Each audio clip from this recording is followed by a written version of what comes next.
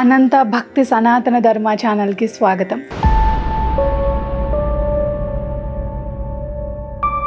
ఓం శ్రీ గణేశాయ నమః. ఓం శ్రీ సరస్వతియై నమః. ఓం శ్రీ గురుభ్యో నమః. ఈరోజు పంచభూత లింగములలో 5వ వాయులింగం అయిన శ్రీకాళహస్తీశ్వరుని గురించి తెలుసుకుందాం. శ్రీకాళహస్తీశ్వర దేవస్థానం ఆంధ్రప్రదేశ్లోని తిరుపతి జిల్లా శ్రీకాళహస్తి పట్టణంలో ఉంది. ఇది దక్షిణ భారతదేశంలోని అత్యంత ప్రసిద్ధ శివాలయాలలో ఒకటి. శివుడు తనను ఆపి మోక్షం ఇవ్వడానికి ముందు కన్నప్పలింగం నుండి ప్రవహించే రక్తాన్ని కప్పడానికి తన 2 కళ్ళను సమర్పించడానికి సిద్ధంగా ఉన్న ప్రదేశంగా చెప్పబడింది. తిరుపతికి 36 కిలోమీటర్ల దూరంలో ఉన్న శ్రీకాళహస్తి ఆలయం పంచభూత స్థలాలలో ఒకటైన వాయులింగానికి అంటే గాలిలింగానికి ప్రసిద్ధి చెందింది. ఇది గాలిని సూచిస్తుంది. ఈ ఆలయాన్ని రాహుకేతువుల క్షేత్రంగా దక్షిణ కైలాసంగా పరిగణిస్తారు. లోపలి ఆలయం 5వ శతాబ్దంలో నిర్మించబడింది. బయటి ఆలయం 11వ శతాబ్దంలో రాజేంద్ర చోళ తరువాత చోళరాజులు విజయనగర రాజులచే నిర్మించబడింది. వాయు రూపంలో శివుడు శ్రీకాళహస్తీశ్వరుడిగా పూజింపబడతాడు. ఈ క్షేత్రం యొక్క పురాణం: సువర్ణముఖి నది తీరాన వెలసిన ఈ స్వామి శ్రీకాళహస్తీశ్వరుడు స్వయంభూలింగం. లింగానికి ఎదురుగా ఉన్న దీపం లింగం నుండి వచ్చు గాలికి రెపరెపలాడుతుంది. శ్రీకాళహస్తిని దక్షిణ కాశీ అని అంటారు. ఇక్కడి అమ్మవారు జ్ఞాన ప్రసూనాంబ, అంబాత్రయాలలో ఒకరు. శివలింగం ఇక్కడ వర్తులాకారం వలె గాక చతురాస్త్రంగా ఉంటుంది. స్థల పురాణాల ప్రకారం ఇది బ్రహ్మకు జ్ఞానం ప్రసాదించిన ప్రదేశం.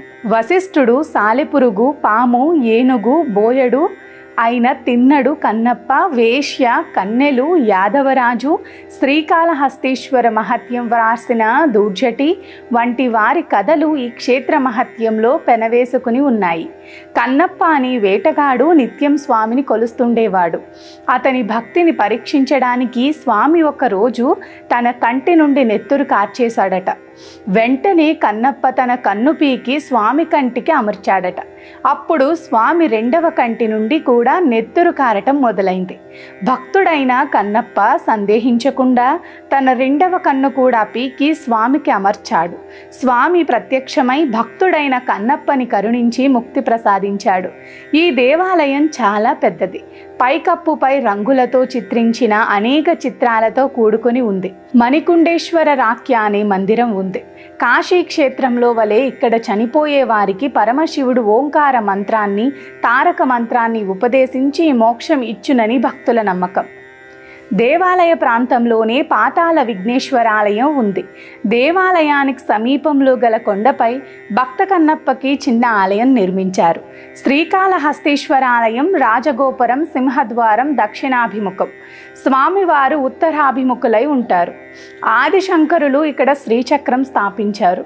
ఈ క్షేత్రానికి గల ఇతర నామాలు దక్షిణ కైలాసమని, సత్య మహాభాస్కర క్షేత్రమని, సద్వోముక్తి క్షేత్రమని, శివానందకై నిలయమని పేర్కొనటం జరిగింది. మహాశివరాత్రి నాడు ఇక్కడ బ్రహ్మాండమైన ఉత్సవం జరుగుతుంది.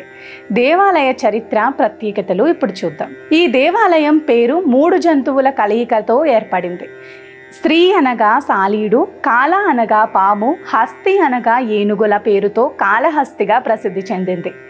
ఇది సర్వముఖి నది తీరంలో ఉన్న క్షేత్రం. సర్వముఖి ఇక్కడ పశ్చిమాభిముఖంగా ప్రవహించడం జరుగుతుంది. ఈ దేవాలయంలోని లింగం పంచభూత లింగాలలో ఒకటైన వాయులింగం. ఆలయ విశేషాలు ఇప్పుడు చూద్దాం. స్వామివారి రథం మహాశివరాత్రి మరుసటి రోజు రథోత్సవం కన్నుల పండుగగా జరుగుతుంది. శ్రీకాళహస్తీశ్వర ఆలయ నిర్మాణం. ఈ దేవాలయం దేశంలోని అతిపెద్ద దేవాలయాలలో ఒకటి. ఆలయం లోపల అమ్మవారి సన్నిధికి సమీపంలో ఒక ప్రదేశం నుంచి భక్తులు కొన్ని ప్రధాన గోపురాలను సందర్శించవచ్చు. ఇలాంటి సదుపాయం భారతదేశంలో కేవలం కొన్ని ఆలయాలకు మాత్రమే ఉంది.